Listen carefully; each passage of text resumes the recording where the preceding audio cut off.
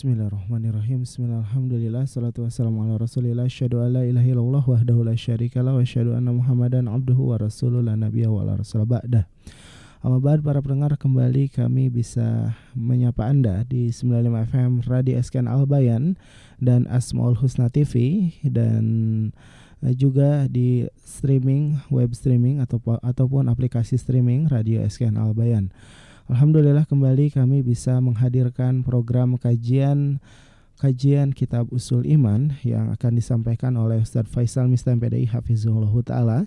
Kita bertemu di pertemuan ke-15 dan alhamdulillah beliau sudah hadir di studio untuk menyampaikan materi pada kita di pagi hari ini. Kita langsung saja sapa. Assalamualaikum Ustadz. Waalaikumsalam warahmatullahi wabarakatuh. Baik, Masya Allah, apa kabar Ustadz? Alhamdulillah khair. Sehat Kang Angga? Alhamdulillah sehat. Nah Ustadz, Masya Allah, di pagi hari ini kita sudah masuk ke pertemuan ke-15 Ustadz. Nah, terasa, Alhamdulillah. Masya Allah. Dan pertemuan ke-15 ini Ustadz akan menyampaikan materi atau tema apa Ustadz? Berkaitan dengan ngalap berkah. Insya Allah kita akan membahas tentang ngalap berkah. Nah, para pendengar, saudaraku semansa akidah yang Allah muliakan, bagi Anda yang ingin memperdalam materi ataupun bertanya, silahkan kirimkan pertanyaan Anda ke nomor 0856 2461 9995. Sekali lagi di 0856 2461 9995. Dan kita langsung saja simak materi pembahasan yang akan disampaikan kepada Ustadz. Kami persilahkan. Bismillahirrahmanirrahim. Assalamualaikum warahmatullahi wabarakatuh. Innal hamdalillahi nahmaduhu wa nasta'inuhu wa nastaghfiruh wa na'udzu billahi min syururi anfusina wa min sayyiati a'malina. Man yahdihillahu fala mudhillalah wa man yudlil fala hadiyalah. Asyhadu an la ilaha illallah wahdahu la syarikalah wa asyhadu anna Muhammadan 'abduhu wa rasuluh, amma ba'd.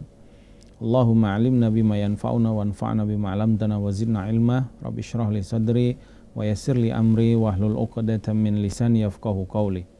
Ikhwati fiddin, rahimani wa rahimakumullah, pendengar Radio SKN Al Bayan Cianjur dan juga para pemirsa TV Asmaul Husna dimanapun antum berada. Alhamdulillah, syukur kita kepada Allah Azza wa Jalla atas karunia nikmat.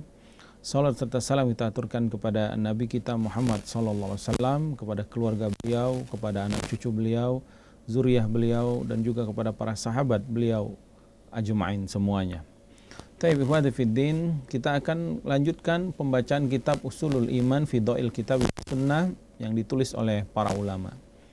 Kita sudah masuk Al-Matlabur Rabi, ya, Al-Mabhasus Salis Al-Matlabur Rabi, yaitu pembahasan yang ketiga berkaitan dengan himayatu Mustafa sallallahu alaihi wasallam janabat tauhid, dan kita sudah masuk subbab yang keempat, yaitu bagaimana Nabi SAW menjaga umatnya untuk menjaga tauhid dan menjauhi kesyirikan. Sekarang berkaitan dengan tabaruk.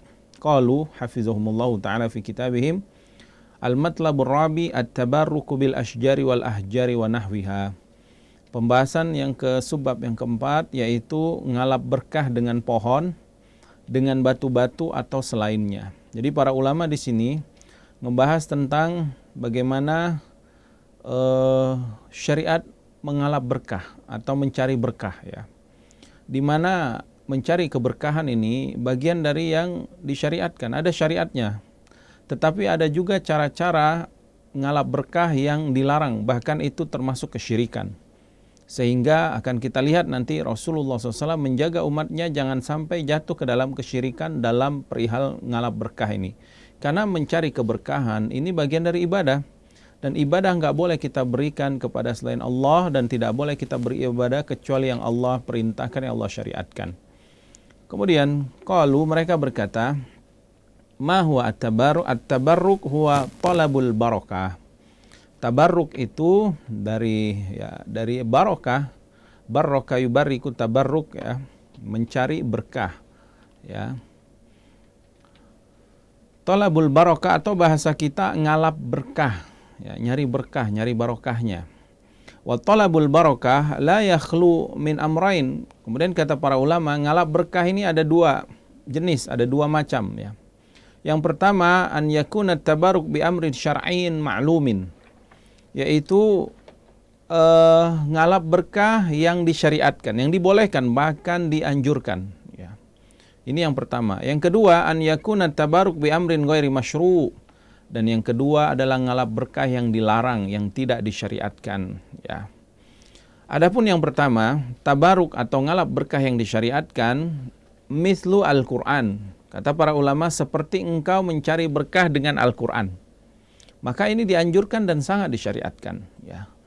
Qala Allah Ta'ala, Allah berfirman subhanahu wa ta'ala dalam surat Al-An'am ayat 92 dan juga ayat 100.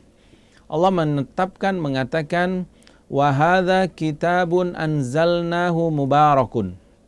Dan Al-Quran ini kami turunkan, kata Allah Subhanahu wa taala, sebagai kitab yang penuh keberkahan.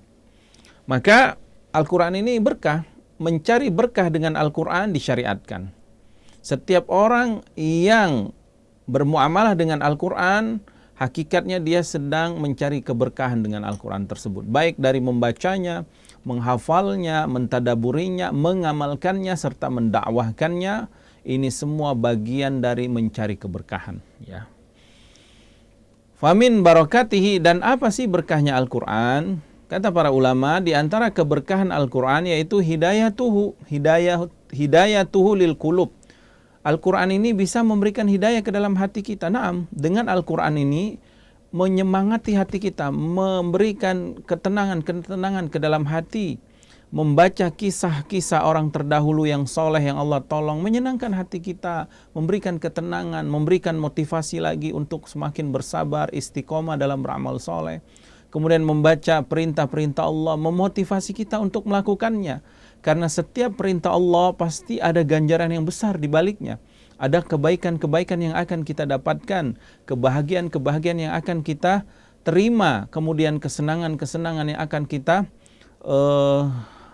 akan kita terima dari Allah Subhanahu wa taala. Kemudian ketika membaca Al-Qur'an, larangan-larangan dari Allah Subhanahu wa taala, kita pun takut jatuh ke dalam larangan tersebut karena kita membaca bahwasanya orang-orang yang jatuh ke dalam larangan-larangan Allah, mereka sudah melewati azab yang telah mereka rasakan di dunia, belum lagi nanti azab yang sangat keras di akhirat. Maka dengan membaca Al-Quran, mentadaburinya, kita mendapatkan keberkahan, yaitu berkahnya adalah hidayah yang akan masuk ke dalam hati kita. Kemudian, di antara keberkahan Al-Quran, kata para ulama, wa syifa'uhu lis-sudur. Al-Quran ini bisa mengobati hati. Jadi kalau Anda sedang galau, sedang resah, sedang bingung, sedang putus asa, apalagi wa'iyadzubillah, hati Anda sedang kacau, kembalilah mentadaburi Al-Quran. Kembalilah membaca Al-Quran. Kembalilah Anda untuk membaca ayat-ayat Allah. Karena ayat-ayat Allah, Al-Quran adalah obat. Ya. Allah berfirman, ya ayuhan nas, qad ja'akum mau'izatu min rabbikum. Ya. Wahai manusia, telah datang pelajaran dari Rabbmu, syifa'ul lima fis sudur, dia sebagai obat yang ada di dalam hati-hatimu. Jadi keberkahan Al-Quran diantaranya adalah dia bisa mengobati hati. Hati yang sakit bisa sembuh, hati yang mati bisa hidup, hati yang galau bisa menjadi tenang, ya. Hati yang kacau bisa menjadi baik kembali apabila dia tabaruk dengan Al-Quran. Kemudian diantara keberkahan Al-Quran, wa islahu lin nufus. Al-Quran ini bisa memperbaiki jiwa seseorang. Jiwanya jadi kuat. Jiwanya menjadi jiwa yang mutmainnah, yang tenang. Jiwanya mampu mengendalikan syahwat. Karena jiwa ini, di dalam jiwa kita ini ada syahwat.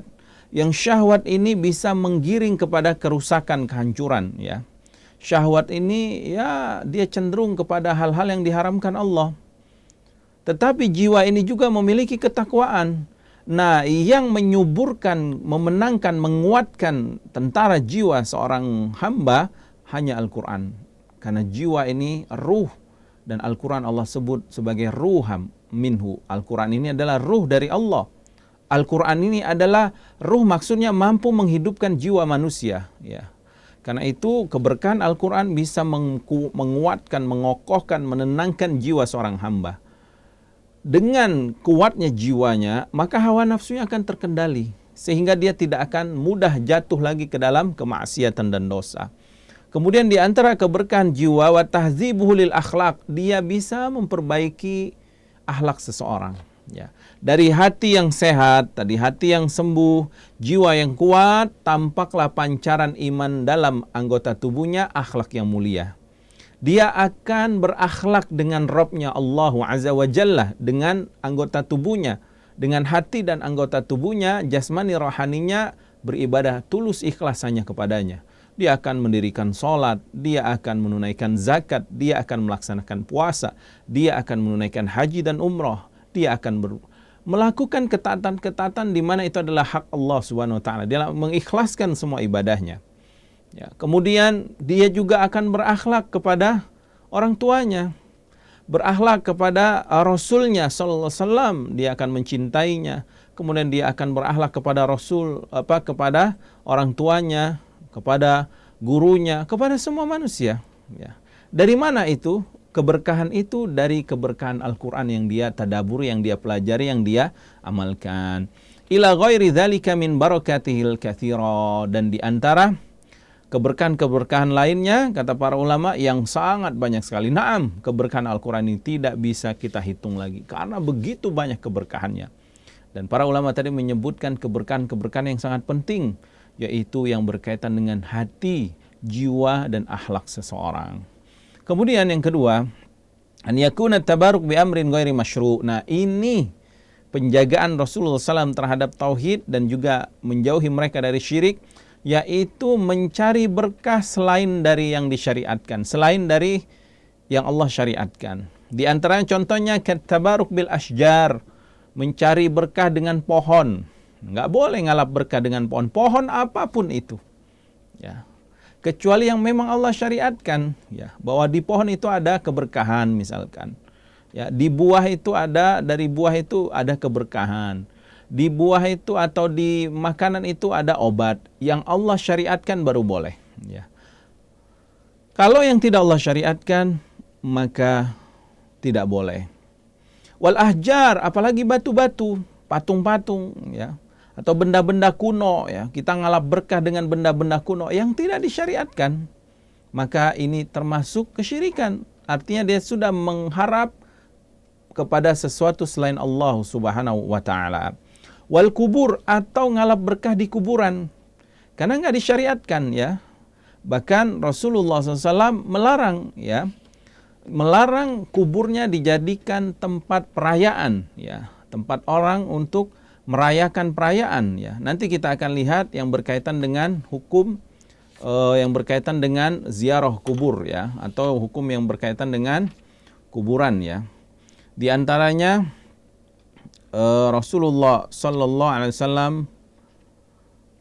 bersabda, la tattakhidhu qabri 'idan. Jangan kalian jadikan kuburku ini hari raya, artinya tempat manusia berkumpul setiap tahun misalkan, ya, atau istilah kita itu haul di kuburan, ya. Nabi SAW melarang kuburannya dijadikan tempat perayaan, karena kata Rasulullah SAW, orang-orang Yahudi dan Nasrani senantiasa begitu, ya. Orang-orang Nasrani, orang-orang Yahudi, mereka itu menjadikan kuburan-kuburan para nabinya, orang-orang soleh mereka itu sebagai perayaan. Mereka bangun menjadi bangunan-bangunan besar, masjid-masjid. Ini kerjaan orang Yahudi, ya. Bahkan Allah melaknat mereka, Yahudi dan Nasrani, karena menjadikan kuburan para nabi mereka sebagai masjid-masjid, ya. Rasulullah SAW bersabda dalam hadis Aisyah, la'anallahu al-yahuda wan nasarat ittakhadhu qubur anbiya'ihim masajid. Allah melaknat orang Yahudi dan Nasrani karena telah menjadikan kuburan bagi para nabi mereka sebagai masjid.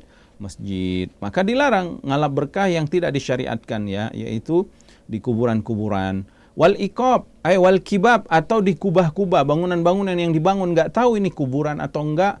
Orang hanya mengatakan, oh ini pokoknya peninggalan kerajaan zaman dahulu. Dibangunlah kubahnya, lalu ngalap berkah di kubah itu. Maka ini termasuk sesuatu yang dilarang, yang tidak disyariatkan. Karena tidak ada dalil dari Al-Quran, dari Sunnah yang menyatakan tempat itu tempat mencari berkah, ya. Nggak ada dalilnya, ya. Nggak ada sumbernya. Itu hanya keyakinan-keyakinan orang tua saja. Sehingga dikhawatirkan, bahkan sangat-sangat dikhawatirkan, orang yang mengalap berkah kepada kubah-kubah tadi jatuh ke dalam kesyirikan karena dia mengharap kepada selain Allah, mengharap kepada batu-batu tersebut ya. Kemudian wal biqa atau tanah-tanah ya, atau satu tempat-tempat khusus, rawa-rawa atau sebidang tanah atau satu tempat khusus yang dianggap tempat berkah, misalkan tempat istilah kita itu tempat mistik atau tempat yang katanya di situ ada peninggalan kuno dan lain yang enggak ada itu ya. Wa nahwi dzalika fa hadza kulluhu minasyirik. Maka kata para ulama semua ini adalah bagian dari kesyirikan, maka jauhi. Mana dalilnya? Ya, kenapa para ulama menyatakan bahwa ini perbuatan syirik? Berdasarkan hadis Abi Waqid Al-Laitsi radhiyallahu taala anhu. Jadi Abi Waqid Al-Laitsi pernah berkata, "Kharajna ma'a Rasulillah sallallahu alaihi wasallam ila Hunain." Dulu kami pernah keluar bersama Rasulullah SAW hendak berjihad di Hunain, yaitu perang Hunain ya. Wa nahnu hudatsa ahdi bi kufrin. Dulu kami, kebanyakan kami itu banyak yang baru masuk Islam. Jadi mereka baru mu'allaf, baru masuk Islam. Walil musyrikin sidrah. Dan kami mengetahui orang-orang musyrik dulu mereka punya sidrah. Sidrah itu pohon arak, pohon siwak ya. Pohon yang dijadikan buat siwak. Jadi orang musyrik dulu mereka punya keyakinan ada pohon yang dijadikan siwak itu. Ya'kufuna indaha wa yanutuna biha aslihatahum. Mereka itu di pohon ini mereka itikaf, berdiam diri gitu. Di pohon ini. Lalu mereka gantungkan senjata-senjata mereka sebelum berperang. Apa tujuan mereka? Mengharap berkah, mengharap kemenangan, mengharap perbantuan melalui pohon ini ya. Kemudian yuqalu laha dzatu anwat. Mereka katakan pohon ini dengan istilah zatu anwat ya. Famararna bisidra. Tiba-tiba kami kaum muslimin yang banyak baru masuk Islam tadi melewati sebuah pohon itu juga, pohon sidrah ya. Fakulna, maka kami katakan, ya Rasulullah, ij'al lana zata anwatin kama lahum zatu anwat. Tolong ya Rasulullah buatkan kami juga pohon berkah sebagaimana mereka punya zatu anwat, pohon berkah. Sebagaimana orang musyrik punya, kami juga pengen punya pohon yang di pohon itu kami gantungkan senjata, kami bisa menang perang. Apa kata Rasulullah SAW? Nabi langsung marah ya. Allahu Akbar. Rasulullah SAW mengatakan, Allahu Akbar. Allah Maha Besar. Innahas sunan. Qultum wallazi nafsi biyadih. Kama qalat Banu Israel li Musa. Kalian telah mengikuti petunjuknya, yaitu yang kalian ucapkan itu tadi, sebagaimana petunjuknya Bani Israel dulu berkata kepada Musa. Jadi mereka mengikuti cara mencari berkah orang-orang Yahudi terdahulu, Bani Israel yang berkata kepada Musa. Apa ucapan Bani Israel kepada Musa dulu di dalam surat Al-A'raf ayat 138 Allah berfirman, kata Bani Israel kepada Musa, ija'al lana ilahan kama lahum aliha. Wahai Musa, kata Bani Israel, bikinkan kami patung berhala sebagaimana orang-orang musyrik itu mereka punya berhala-berhala sendiri. Kami juga pengen punya berhala, patung yang dengan patung itu kami bertawasul ya. Kami beribadah agar kami bisa mendekatkan diri kepada Allah. Apa kata Nabi Musa alaihissalam? Qala innakum qaumun tajhalun. Kalian ini kaum yang bodoh tentang tauhid. Artinya ini perbuatan syirik ya, mengalap berkah kepada pohon, kepada batu ya. Kalau ini adalah dengan pohon. Kemudian Nabi melanjutkan, la tarkabunna sunana man kana qablakum. Pasti kalian ini akan mengikuti jalannya orang-orang sebelum kalian. Maksudnya pasti kaum muslimin ini akan terkena ya, ikut-ikutan gaya ibadahnya orang-orang Yahudi Nasrani. Apa gaya-gaya mereka? Menjadikan orang-orang soleh mereka, nabi-nabi mereka tadi, dibangun kuburannya, dibangun ininya, lalu ngalap berkah di sana. Itu kebiasaan mereka. Ya. Hadis ini hadis sahih diriwayatkan Imam Tirmidzi. Kalau mereka para ulama mengatakan, faqad dalla hadzal hadis ala anna ma yaf'aluhu man ya'taqidu fil asjari wal kuburi wal ahjari wa nahwiha min at-tabaruk biha wal kufufu wal uqufi 'indaha waz laha huwa syirk. Dan menunjukkan hadis ini bahwa yang dilakukan oleh kaum muslimin ya di awal itu yang diinginkan mereka, keyakinan bahwasanya pohon, kubur-kuburan atau batu-batuan atau yang lainnya seperti benda-benda pusaka yang kuno ya, keris atau yang lainnya, mereka mencari berkah dengan benda-benda itu, wal uqufi fi indah, dan mereka itikaf ya, berdiam diri bersemedi di tempat itu, wazabhi laha, atau menyembelih di tempat itu atau menyembelih untuk itu, untuk kuburan itu atau untuk batu itu atau untuk pohon itu, huwa syirkun, ini termasuk kesyirikan ya. Walihada akhbara fil hadis anna talabahum ka talabi bani Israel lima qalu li Musa ij'al lana ilahan kama lahum aliha. Karena itu Rasulullah SAW mengabarkan dalam hadis bahwa permintaan para sahabat dulu, permintaan kaum muslimin yang baru masuk Islam, meminta sebuah pohon yang penuh berkah, itu sama seperti permintaan Bani Israel, yaitu ingin menjadikan Tuhan selain Allah. Fahaula'i talabu sidrah yatabarrakuna biha kama yatabarrakul musyrikun. Maka mereka meminta pohon sidrah, mencari berkah dengan pohon itu sebagaimana orang-orang musyrik mencari berkah dengan pohon itu. Wa ulaika talabu ilahan kama lahum aliha. Sejatinya mereka itu telah meminta Tuhan selain Allah, sebagaimana orang-orang musyrik punya Tuhan-Tuhan. Fayakunu fi kilat talabain munafatul tauhid. Maka setiap dua permohonan ini menafikan tauhid, menghilangkan tauhidnya ya. Sehingga enggak ada lagi tauhid kalau dia mengharap berkah kepada selain Allah. Li'anna tabarruk bisyajari naun minasyirik. Karena mencari berkah, ngalap berkah dengan pohon-pohon itu, ini bagian dari kesyirikan. Wattikhadhu ilahi ghairullahi syirkun wadihun.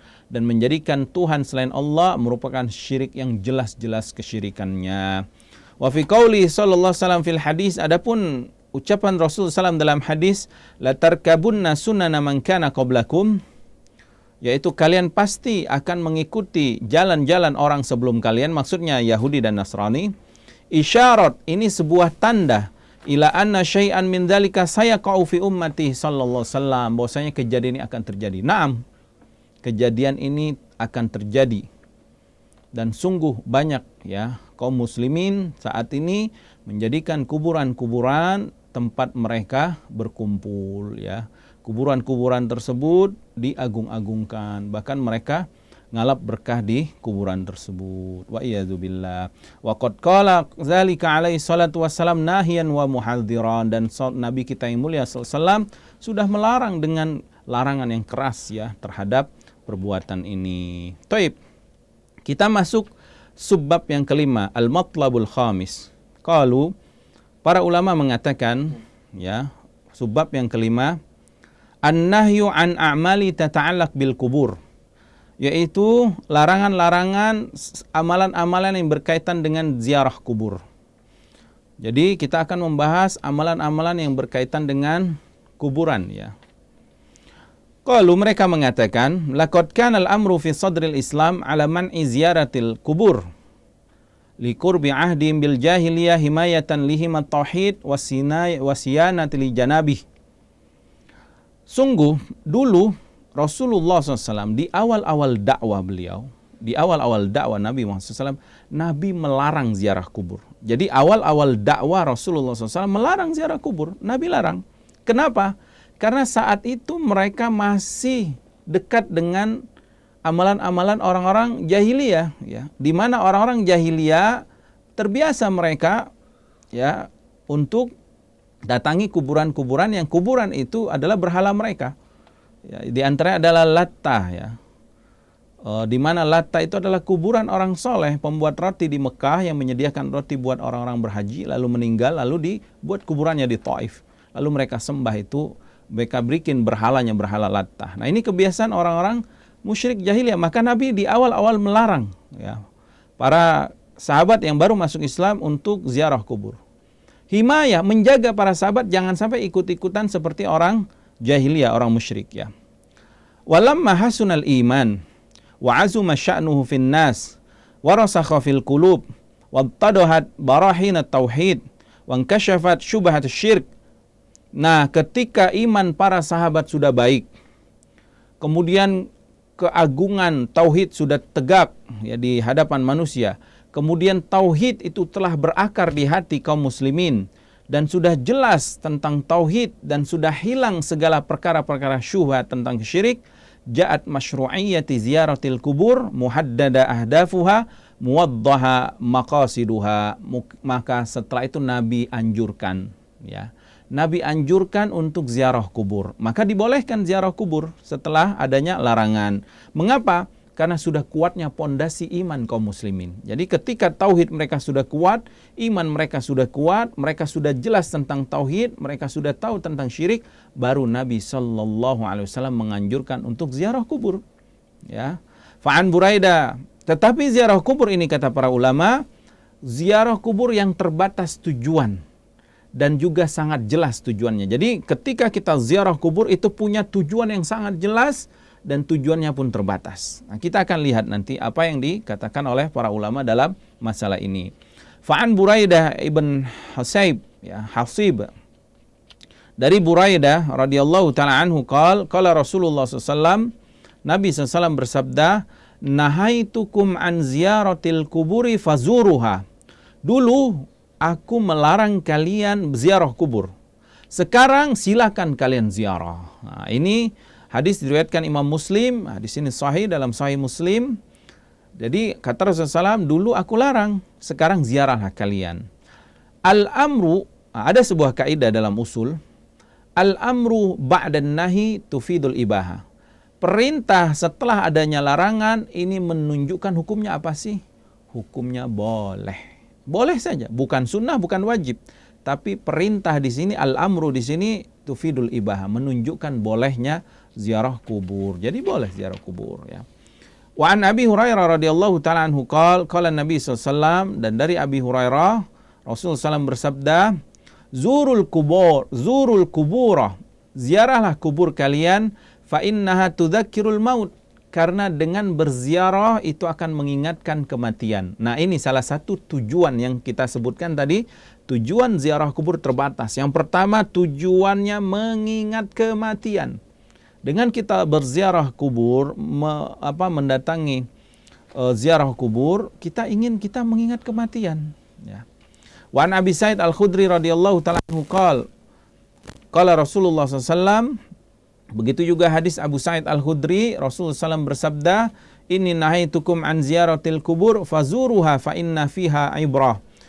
Dulu aku larang kalian ziarah, sekarang silakan kalian ziarah, karena pada ziarah kubur tersebut terdapat pelajaran buat kalian. Ya. Dari Anas bin Malik radhiyallahu ta'ala anhu qala Rasulullah SAW, begitu juga hadis Anas bin Malik, Rasulullah SAW bersabda, kuntu nahaitukum an ziyaratil kubur alla fazuruha fa innaha turikul qalb wa tudmi'ul ain wa tudzakkirul akhirah wa la taqulu hujra. Kata Rasulullah SAW, dulu aku larang kalian ziarah kubur. Adapun sekarang silakan kalian berziarah, karena dengan ziarah kubur, lihat ini tujuannya ya, hikmah di balik ziarah kubur, kata Rasulullah SAW, itu akan melembutkan hati. Nah, hati yang keras dengan melihat orang yang sudah meninggal, kita pun yakin kita juga akan meninggal, sehingga hati kita jadi lembut, mudah untuk kembali kepada Allah. Kemudian yang kedua, watudmiul ain, bisa menyebabkan air mata kita menetes. Dengan ziarah kubur kita menangis.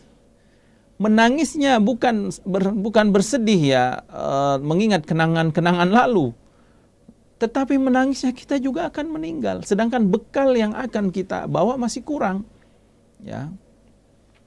Kemudian watudzakkirul akhirah, dengan ziarah kubur akan mengingatkan akhirat kalian. Jadi dengan ziarah kubur kita ingat, kita ini akan mati. Kita akan dipertanggungjawab, akan diminta pertanggungjawaban segala amalan kita. Wala taqulu hujra. Nah, ketika ziarah kubur, kata Rasulullah SAW, kalian enggak boleh berucap ucapan yang keji, ucapan yang dosa. Nanti akan kita lihat makna ucapan keji, ucapan dosa. Ya, di antaranya adalah ucapan keji ketika ziarah itu engkau meminta kepada ahli kubur. Ini enggak boleh.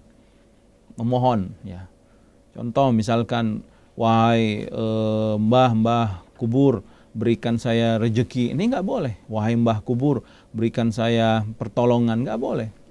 Ya, wahai penghuni kubur, berikan saya nomor, misalkan nomor, apalagi nomor togel itu, nggak boleh. Atau minta jodoh, minta rezeki, minta syafaat, minta apapun kepada penghuni kubur ini nggak boleh. Karena meminta adalah ibadah, dan meminta kepada mayit ini termasuk syirik, karena telah meminta kepada selain Allah. Ya. Ini diantara hikmah dan anjuran yang dilakukan untuk dalam berziarah kubur. Wa an Buraidah radhiyallahu taala anhu qol, Buraidah juga menyebutkan tentang tata cara ziarah kubur yang syar'i. Ya. Kita berziarah kubur, lalu apa yang harus kita lakukan ketika ziarah kubur? Kata beliau, karena Rasulullah SAW yu'allimuhum idha kharaju ilal maqabir fakana qailuhum yaqul. Kata beliau, Rasulullah SAW dulu mengajarkan mereka, yaitu para sahabat, kalau mereka mau ziarah kubur, maka hendaklah ketika mereka ziarah kubur, mereka mengucapkan apa? Assalamualaikum ahlad diyar minal mu'minina wal muslimin wa inna insyaallahu bikum lalahiqun as'alullaha lana walakumul afiyah. Yaitu mengucapkan salam kepada penghuni kubur dengan ucapan Assalamualaikum ahlad diyar, selamat kesejahteraan semoga tercurahkan kepada kalian wahai penghuni kubur, minal mu'minina wal muslimin, yaitu penghuni kubur dari kalangan muslimin dan mukmin. Wa inna insyaallah bikumul lalahikun, dan insyaallah kami akan menyusul kalian. Nah, kita juga akan dikuburkan nanti. As'alullaha lana walakumul afiyah. Aku meminta kepada Allah agar memberikan pemaafan, keampunan kepada kami dan kepada kalian. Nah, ini disyariatkan ziarah kubur. Yang pertama mengingatkan kematian, mengingat akhirat. Yang kedua mendoakan si mayit. Berbuat baik kita kepada mayit dengan cara mendoakan mereka. Bukan kita berdoa kepada mereka, tetapi mendoakan mayit. Karena mayit ini butuh doa dari anak-anak yang soleh, dari doa kaum muslimin yang berziarah kubur tersebut. Hadis ini diriwayatkan Imam Muslim. Fahadil ahadis wa ma jaa fi ma'naha tadullu ala anna masyru'iyyat ziyaratil kubur ba'dal man'i min dzalika innama kanat li hadafaini 'azimain wa ghayatain jalilatain. Maka kata para ulama, hadis-hadis yang kami sebutkan tadi, hadis Buraidah, hadis Abu Hurairah, hadis Anas bin Malik, kemudian hadis Abi Sa'id Al-Khudri radhiyallahu taala anhum yang berkaitan dengan ziarah kubur, menunjukkan boleh ziarah kubur. Enggak terlarang, ziarah kubur boleh ya. Setelah dilarang ya. Setelah di awal Islam Nabi larang, kemudian di akhirnya mereka dibolehkan, tetapi dengan dua tujuan yang sangat mulia. Jadi tujuan ziarah kubur itu dua, sangat mulia. Apa dia? Yang pertama kata para ulama, al-ula at-tazhidu fid dunya bitadakkuril akhirah wal maut wal bila. Yaitu engkau zuhud terhadap dunia. Jadi tujuan kita ziarah kubur supaya kita itu tidak rakus terhadap dunia. Supaya kita ini enggak menjadi hamba-hamba dunia, hamba-hamba dinar, hamba-hamba dirham, atau hamba-hamba rupiah, hamba-hamba jabatan. Jangan. Karena semua itu akan kita tinggalkan. Kita akan meninggal, yang hanya kita bawa ketika meninggal tubuh ini dan juga kain kafan. Sudah, enggak ada yang kita bawa. Ya. Kekuasaan kita enggak akan kita bawa. Pengikut kita yang banyak enggak akan ikut kepada kita. Uang kita yang miliaran nggak akan ikut. Mobil kita yang mewah-mewah nggak akan ikut. Rumah kita yang besar ya kayak istana nggak akan ikut. Semua itu akan kita tinggalkan. Makanya kita ziarah kubur mengingat itu. Oh, ternyata dunia ini sementara, sehingga rakusnya terhadap dunia pun hilang. Sehingga hatinya pun mencintai negeri akhirat, ya. Dan dia akan mengingat kematian. Dia akan mati. Dan dia akan mengingat al-billah, yaitu tempat yang sangat jauh, yaitu negeri akhirat. Sehingga dia melupakan tempat yang rendah ini, yaitu dunia. Wal i'tibaru bi ahlil kubur, dan mengambil ibrah dengan ahli kubur, ya, mengambil pelajaran, ya, karena mereka sudah meninggal. Kalau mereka orang baik, kita akan ingat kebaikannya. Kalau mereka orang buruk, kita pun takut, ya, takut akan menjadi buruk sepertinya. Mimma yazidu fi imani syakhs. Maka dengan mengambil pelajaran dan menjadi zuhud terhadap dunia ini akan menambahkan iman seseorang. Wa yuqawi yakinahu wa yu'azzim sillatahu billah, dan akan menguatkan keyakinannya dan akan mengagungkan, ya, akan membesarkan, memuliakan hubungannya dengan Allah Subhanahu wa taala. Wa yuzibu anhu al-i'rad wal ghafla, maka dengan dia ziarah kubur diharapkan hilang futurnya dia, hilang malasnya dia, hilang kelalaian dia. Akhirnya dia semangat lagi ibadah. Akhirnya dia semangat mengejar pahala akhirat. Semakin dia mengikhlaskan dalam ibadah. Ini tujuan yang pertama untuk ziarah kubur. Wasaniya, adapun tujuan yang kedua, al-ihsanu ilal mauta, berbuat baik kepada orang yang meninggal. Jadi kita ziarah kubur dalam rangka berbuat baik kepada para mayit, khususnya kaum muslimin muslimat ya, mukminin dan mukminat, biddu'a ilahum, dengan mendoakan mereka, wattarahumu alaihim, berkasih sayang kepada mereka. Ya, mendoakan mereka bentuk kasih sayang kita kepada penghuni kubur. Wa talabal maghfirah, dan kita memohon ampunan lahum, kepada Allah untuk mereka. Wa su'alullahul afwa anhum, dan memohon ampunan, pemaafan dari Allah untuk mereka. Jadi tujuan ziarah kubur, tujuan yang mulia. Yang pertama, zuhud terhadap dunia, mengingat akhirat, sehingga hati kita lembut, tidak lagi rakus, menguatkan iman kita, memperbaiki hubungan kita dengan Allah Subhanahu wa taala. Yang kedua, tujuannya berbuat baik kepada mayit, ya, dengan mendoakan mereka. Ya, selain dua tujuan ini, maka dilarang ziarah kubur. Ya, jangan, karena khawatir sadduz zari'ah. Kita harus menutup celah-celah kesyirikan, ya. Celah-celah seseorang akan hatinya tertambat kepada kuburan tersebut. Hatinya nanti khawatir, ada rasa harap yang tinggi kepada penghuni kubur. Padahal yang harus dia lakukan adalah berbuat baik kepada penghuni kubur dengan mendoakan mereka. Hadzal ladzi, inilah dia, dalla alaihi dalil, yang ditunjukkan oleh dalil-dalil Al-Quran dan Sunnah, atau Sunnah, hadis-hadis yang sudah kita sebutkan tadi. Wa man idda'a ghaira dzalika tuliba bil hujjah wal burhan. Kalau ada orang yang ziarah kubur atau melakukan amalan-amalan di kubur selain dua tadi, dia butuh tunjukkan dalilnya, tunjukkan buktinya, syariatnya dari Allah, dari Rasul sallallahu alaihi wasallam. Summa inna sunnah qad ja'at bin nahi an umuri adidah muta'alliqa bil kubur wa ziyaratiha. Dan di dalam hadis-hadis kita akan dapatkan Rasulullah SAW banyak sekali melarang, ya, melarang urusan-urusan yang bermacam-macam yang berkaitan dengan kuburan. Nanti kita akan lihat, ya, larangan-larangan Nabi. Tadi sudah kita dengar Nabi melarang melakukan ucapan keji di kuburan, ya. Nanti kita akan lihat Nabi melarang menyemen kuburan, Nabi melarang duduk di atas kuburan itu, Nabi melarang kuburan dijadikan rumah, kuburan dijadikan masjid, dan seterusnya. Banyak larangan-larangan yang Nabi SAW tegaskan dalam sunnahnya. Siyanatal tauhid, menjaga tauhid, ya, menegakkan tauhid. Wa himayatil janabi, supaya penjagaan untuk menjauhi segala bentuk yang bisa jatuh ke dalam kesyirikan. Yajibu ala kulli muslimin ta'allumuha, wajib bagi setiap muslim mempelajarinya. Liyakuna fi aminah minal batil, supaya dia aman dari kebatilan. Wassalama minad dhalal, dan juga selamat dari kesesatan. Dan insya Allah kita akan lanjut pada pertemuan berikutnya, larangan-larangan yang berkaitan dengan kuburan dari Nabi Muhammad SAW, insya Allah pada hari esok. Allah hadza minni, saya mohon maaf kalau ada kata yang salah. Wassallallahu ala nabiyina Muhammad wa ala alihi wasallam. Fadal Kang. Nah, Ustaz, syukran jazakallahu khair atas materi yang telah disampaikan. Mudah-mudahan menjadi ilmu yang bermanfaat bagi kita semua. Tapi para pendengar Radio SKN Al-Bayan, para pemirsa Asmaul Husna TV dimanapun Anda bisa menyimak kajian kita di pagi hari ini.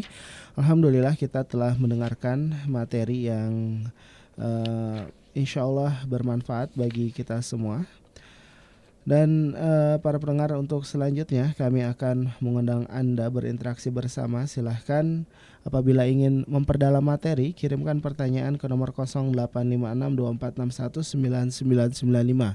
Sekali lagi di 085624619995. Ustaz, kita bacakan pertanyaan yang sudah masuk, Ustaz. Nah, fadal Kang. Pertanyaan masuk di WhatsApp. Bismillah. Assalamualaikum Ustadz. Waalaikumsalam warahmatullahi wabarakatuh. Ustadz, apakah dengan kita percaya mengambil tanah dari kuburan bisa memiliki khasiat tertentu? Apakah itu termasuk dari ngalap berkah kepada tanah kuburan itu? Nah, itu bagian dari ngalap berkah yang tidak disyariatkan.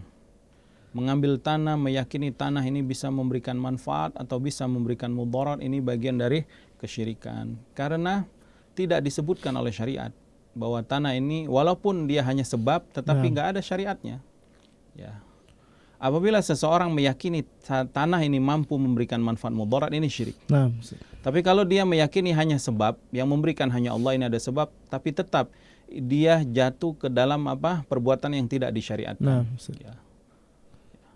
Tidak termasuk syirik, tapi itu termasuk dosa juga, karena meyakini sesuatu menjadikan sebab yang tidak disyariatkan. Dan ini bahaya, hati-hati, dikhawatirkan masuk kepada pintu kesyirikan. Allah Ta'ala alam. Masya Allah Ustaz, syukran jazakallah khair Ustaz atas ilmunya, mudah-mudahan menjadi ilmu yang bermanfaat bagi kita semua. Ustaz, ada pertanyaan lagi Ustaz, pertanyaan berikutnya sangat berkaitan dengan pembahasan kita di pagi hari ini. Bismillah Ustaz. Ustaz, lagi ramai di media sosial ataupun media-media lainnya bahwa salah satu negara di Eropa, mereka membuka kembali sebuah tempat bersejarah yang sebelumnya adalah museum menjadi masjid. Dan kabarnya di dalam komplek bangunan itu ada makam para raja yang pernah berkuasa zaman dahulu. Apakah boleh kaum muslimin sholat di tempat tersebut Ustaz? Permasalahan masjid yang dibangun di dalamnya kuburan ini sudah belum kita bahas, karena insya Allah kita akan masuk permasalahan itu. Tapi akan kita bahas sedikit ya, bahwasanya hadis yang sudah kita sebutkan tadi, Rasulullah SAW bersabda, la'anallahu al-yahuda wan nasara anittakhadhu qubur anbiya'ihim masajid. Allah melaknat Yahudi dan Nasrani karena menjadikan kuburan para nabi mereka itu masjid-masjid. Jadi ini larangan dari Nabi. Artinya kata para ulama, larangan ini yaitu dilarang buat ada kuburan atau kuburan yang dijadikan masjid, atau di masjid ada kuburan, dan dilarang sholat di dalamnya ya. Walaupun para ulama khilaf tentang hukum orang yang sholat di masjid ya. Di antara mereka memakruhkannya. Di antara mereka menganggap bahwasanya itu tidak sah ya. Berdasarkan hadis Rasulullah SAW bersabda, hadis dari Abi Sa'id Al-Khudri radhiyallahu ta'ala anhu, kata Rasulullah SAW, al-ardu kulluha masjid, bumi ini semuanya masjid, ilal maqbara wal hamam, kecuali kamar mandi dan kuburan. Artinya boleh engkau sujud di bumi manapun, di tanah manapun, boleh engkau sholat. Tapi kalau kuburan dan juga kamar mandi, maka enggak boleh engkau sholat di atas itu. Nah, larangan inilah yang menyebabkan kita dilarang sholat yang di dalam masjid tersebut ada kuburannya. Wallahu ta'ala alam. Nah Ustaz, syukran jazakallah khair Ustaz atas pemaparannya, mudah-mudahan menjadi ilmu yang bermanfaat bagi kita semua. Tapi Ustaz, mungkin kita cukupkan Ustaz di pagi hari ini. Nah, barakallahu fikum. Mohon maaf atas segala kesalahan. Mudah-mudahan kita semua diberikan Allah SWT taufik untuk menguatkan tauhid kita, menjaga tauhid kita, mengaplikasikannya dalam kehidupan, dan mudah-mudahan Allah menjaga kita dari segala bentuk kesyirikan ya, dari segala bentuk jalan-jalan celah-celah kesyirikan, baik syirik besar, syirik kecil, syirik nyata atau kesyirikan yang tersembunyi. Nas'alullah salama wal afiyah wa sallallahu ala nabina Muhammad wa ala alihi wasallam. Subhanakallahumma wa bihamdika asyhadu an la ilaha illa anta astaghfiruka wa atubu ilaik. Assalamualaikum warahmatullahi wabarakatuh.